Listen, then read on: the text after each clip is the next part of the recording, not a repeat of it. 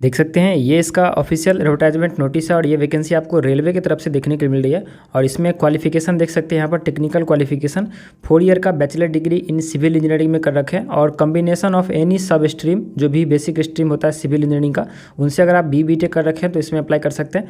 और में करके दिया गया 3 ईयर का डिप्लोमा भी अगर आप सिविल इंजीनियरिंग से कर रखे हैं या BSc इन सिविल इंजीनियरिंग से कर रखे हैं 3 ईयर का तो भी आप यहाँ पर अप्लाई कर पाएंगे। नेक्स्ट जो वैकेंसी है उसके लिए जो यहाँ पर मिनिमम एजुकेशनल टेक्निकल क्वालिफिकेशन है, अगर आप लोग BBTech कर रखे हैं मैकेनिकल में, इलेक्ट्रिकल में, इलेक्ट्रॉनिक्स में तो आप यहाँ पर अप्लाई कर पाएंगे, या इसके कम्बिनेशन से किसी भी एनी सब स्ट्रीम में अगर आप कर रखे हैं तो भी यहाँ पर आप एलिजिबल होंगे अप्लाई करने के लिए। और BBTech के बाद अगर आप लोग डिप्लोमा भी कर रखे हैं 3 ईयर का वो भी यहाँ पर अप्लाई कर सकते हैं। 3 ईयर का डिप्लोमा इन मैकेनिकल, उसके बाद इलेक्ट्रिकल, इलेक्ट्रॉनिक्स इंजीनियरिंग और इसके जो भी एलाइड ब्रांच होते हैं और या उसका कम्बिनेशन होता है उससे अगर आप कर रखें तो यहाँ पर अप्लाई कर पाएंगे। नेक्स्ट जो है इसके लिए यहाँ पर देख सकते हैं 4 ईयर का BBTech electrical, electronics, information technology, communication engineering, computer science and engineering, computer science या कंप्यूटर इंजीनियरिंग और MSc इलेक्ट्रॉनिक्स और combination of any sub stream से अगर आप कर रखे हैं तो यहाँ पर आप अप्लाई कर पाएंगे।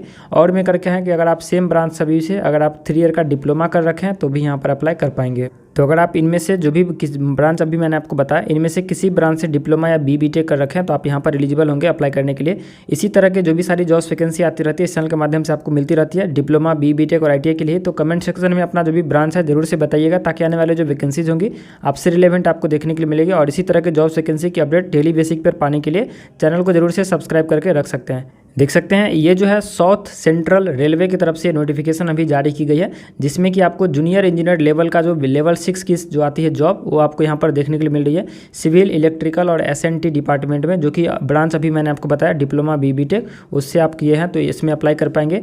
लास्ट डेट की बात करें तो 30/6/2023 तक इसकी लास्ट डेट है, तो ये इसका लास्ट डेट है। इस डेट से पहले अगर आप इसमें इंटरेस्टेड होंगे, एलिजिबल होंगे तो अप्लाई कर लीजिएगा। ये जो है आपको RRB की तरफ से जो बम्पर वैकेंसी आती है JEE की, RRB JEE की, वो वैकेंसी नहीं है, ये आपको कॉन्ट्रैक्ट बेसिक पर एक इसमें स्कीम के तहत ये वैकेंसी को लाया गया है कि the engagement will be offered for the post of JTA purely on contract basic for a period of up to the validity of the scheme date is up to 19/11/2023 from the date of engagement और till such time availability of a regular selected candidate from RRB तो which is earlier. तो इसमें साफ साफ लिखा गया कि ये जो वैकेंसी है आपको 19/11/2023 तक रह सकती है, या अगर RRB की तरफ से जो RRB JEE की वैकेंसी आती है वो इससे पहले आ जाती है और उसके थ्रू जो भी कैंडिडेट रिक्रूट हो जाते हैं, अगर अवेलेबल हो जाते हैं कैंडिडेट तो उससे पहले भी आपका जो ये वैकेंसी जॉब है ये खत्म हो सकता है, विच इज़ अर्लियर, जो पहले हो जाए। तो आपको देख से इस डेट से आप एक अंदाज़ा लगा सकते हैं कि RRB JEE की वैकेंसी जो है वो आपको मिल सकती है, जो कि इससे पहले जो जो भी वैकेंट सीट है उनका जो डिटेल्स मांगा गया सभी जोन से वो आपको उसमें बोला गया था कि अगस्त सितंबर तक में आपको वैकेंसी देखने के लिए मिलेगी। तो हो सकता है कि अगस्त सितंबर तक में वैकेंसी आने का चांस है। आप लोग भी ट्वीट और करते रहिए, आप लोग ट्विटर चलाते हैं जो भी ट्वीट और करते रहिए, उससे रेलवे मिनिस्टर्स को सबको टैग करके तो इस पर ध्यान देंगे। देख सकते हैं ये डिपार्टमेंट है आपका सिविल वर्क्स, उसके बाद इलेक्ट्रिकल ड्राइंग, SNT ड्राइंग, उसके बाद यहाँ पर कैटेगरी में देख सकते हैं लेवल 6 की जो RRB JEE की वैकेंसी होती है वो आपको यहाँ पर लेवल 6 में देखने के लिए मिल रही है। टोटल वैकेंसी की बात करें तो यहाँ पर 35 वैकेंसी आउट की गई है। और जो एजुकेशनल क्वालिफिकेशन था यहाँ पर आप देख सकते हैं मिनिमम 3 ईयर का डिप्लोमा कर रखें या 4 ईयर का BBTech कर रखें ग्रेजुएशन डिग्री तो भी यहाँ पर आप अप्लाई कर पाएंगे। सिविल में electrical, mechanical, electronics, computer science, information technology, computer engineering, MSc ये सभी से अगर आप लोग कर रखें तो आप यहाँ पर एलिजिबल होंगे अप्लाई करने के लिए। आप जो पास हुए हैं वो आपका मिनिमम आपका जो परसेंटेज है जनरल कैटेगरी में 60%, OBC में 55 और SC ST में 50% के साथ आप जो भी डिप्लोमा किए हैं या BBTech किए हैं वो पास होने चाहिए। इससे अगर कम होगा तो आप इसमें एलिजिबल नहीं होंगे, इससे ज़्यादा मार्क आपके पास होना चाहिए। एज लिमिट की बात करें तो 1/7/2023 के अनुसार से आपका UR कैटेगरी में 18 से 33 के बीच में एज होना चाहिए, OBC में 18 से 36 और SC ST में 18 से 38 के बीच में आपका एज होना चाहिए। बात करें इसमें एप्लीकेशन फ़ी की तो एप्लीकेशन फ़ी यहाँ पर फॉर ऑल कैंडिडेट यहाँ पर 5 रुपये पे करने होंगे, बस उन कैंडिडेट को छोड़ करके जो आते हैं SC ST में या OBC कैटेगरी में या वीमेन कैंडिडेट है या माइनॉरिटीज़ है या EWS है, इन सभी को यहाँ पर 250 रुपये पे करने होंगे और जो बच गए सभी को 5 रुपये पे करने होंगे। ये भी 250 रुपये जो पे करेंगे वो लोग अगर इसमें आप इंटरव्यू में अपियर होते हैं, यहाँ पर देख सकते हैं appear in the personality intelligence test या इंटरव्यू, तब आपको ये जो पैसे हैं वो रिफ़ंड कर दिए जाएंगे। और अगर आप लोग जो है ये अपियर नहीं होते हैं इंटरव्यू में तो ये रिफ़ंड आपको नहीं मिलेगा। ये सभी को छोड़ करके रेस्ट जो बच गए सभी को 500 रुपये आपको पे करने होंगे। ये नॉन रिफंडेबल होगा, ये आपको रिफ़ंड नहीं किए जाएंगे। एप्लीकेशन फ़ी है, कैसे जमा करना है, तो एप्लीकेशन फ़ी जो है आपको डिमांड ड्राफ्ट के माध्यम से आपको पे करना होगा, जो कि आपको इसके नाम से payment of processing fee is to be paid for the form of demand draft. ये जो आपको बनाना होगा ये यहाँ पर दिख रहा होगा FAANDCAO/SCR/SC, इसके नाम से आपको बनाना होगा। ये आपको जाना होगा किसी भी नज़दीकी बैंक में और ये आप दिखाओगे या आप लोग ये फिल करके दोगे।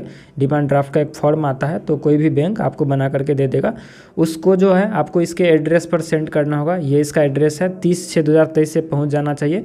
और ये एप्लीकेशन फॉर्म भी जो है ये आपको ऑफलाइन ही फॉर्म को फिल करने होंगे, ऑनलाइन इसको फिल नहीं कर सकते हैं। बात करें रिजर्वेशन की तो इसमें SC ST OBC PWD और EWS कैटेगरी को यहाँ पर रिजर्वेशन मिलेगा। बाद बाकी जो रेस्ट कैंडिडेट हैं सभी जनरल कैटेगरी में जाएंगे।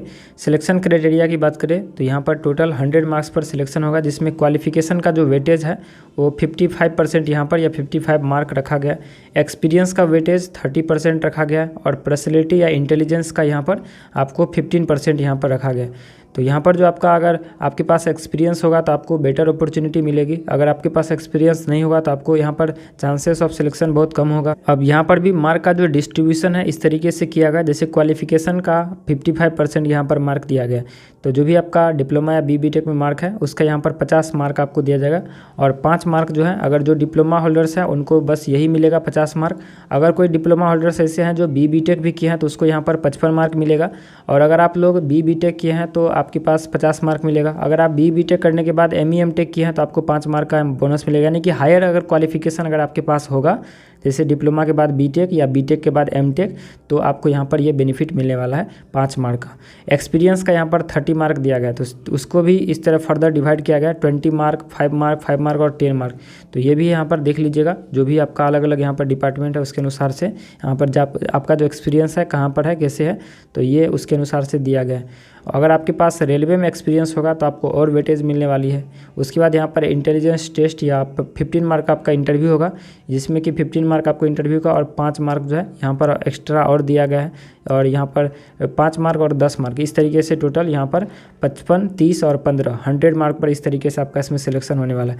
बात करें सैलरी की तो यहाँ पर Z क्लास सिटीज़ में आपको 25,000 सैलरी मिलेगी, Y क्लास में 27,000 और X क्लास में 30,000 आपको ये सैलरी मिलने वाली है। बात करें इसकी ड्यूरेशन की तो यहाँ पर देख सकते हैं the contract engagement will be for the post of JTA will be for a period of up to the validity of the scheme that is up to 19/11/2023 from the date of engagement or the till such time availability of a regular selected candidate from RRB whichever is earlier।